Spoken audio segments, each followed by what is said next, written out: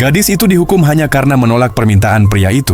Dia mencukur habis semua rambut gadis itu. Pada akhirnya pria itu tetap memaksanya. Gadis itu memohon agar diizinkan keluar sebentar. Pria itu merasa puas, setuju. Ketika kakinya menyentuh rumput, cahaya kembali ke matanya. Saat itu pria itu baru sadar, meskipun gadis itu tampak patuh, dia tidak pernah menyerah pada keinginannya untuk bebas. Pria itu segera menyeretnya kembali ke ruang bawah tanah. Suatu hari gadis itu mendapat menstruasi. Dia tahu persis apa artinya. Namun ketika pria itu mengetahui, dia merasa jijik. Dia membawanya ke lantai atas untuk mandi. Itu adalah pertama kalinya dia keluar dari ruang bawah tanah dalam 5 tahun. Keesokan harinya, ibu pria itu menemukan rambut panjang di pakaiannya. Dia mengira putranya sedang berkencan dengan seseorang. Khawatir rahasianya akan terbongkar. Pria itu pun mencukur kepala gadis itu lagi. Gadis itu menjadi pelayannya dan menghangatkan tempat tidurnya di malam hari. Jika ada yang membuatnya tidak senang, dia akan memukulinya. Dia mengontrol ketat asupan makanannya untuk memastikan gadis itu pernah mencoba bunuh diri di ruang bawah tanah. Tetapi asapnya terlalu menyengat untuk ditahan. Pria itu tetap menyadarinya. Gadis itu mulai menulis tentang kejahatan pria itu di atas kertas toilet. Suatu hari pria itu membawanya ke supermarket.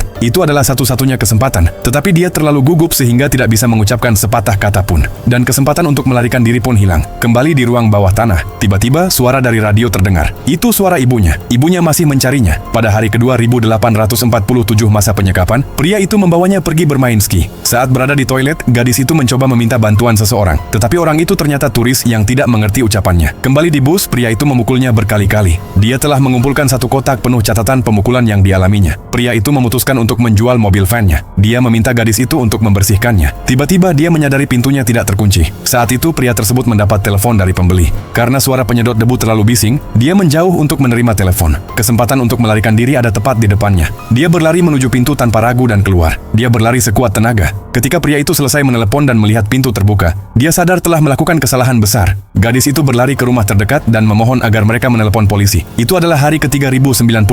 Dia akhirnya menunggu cukup lama. Polisi datang, mengetahui bahwa dia tidak bisa lagi menyembunyikan kejahatannya. Pria itu memilih mengakhiri segalanya dengan melemparkan dirinya ke rel kereta.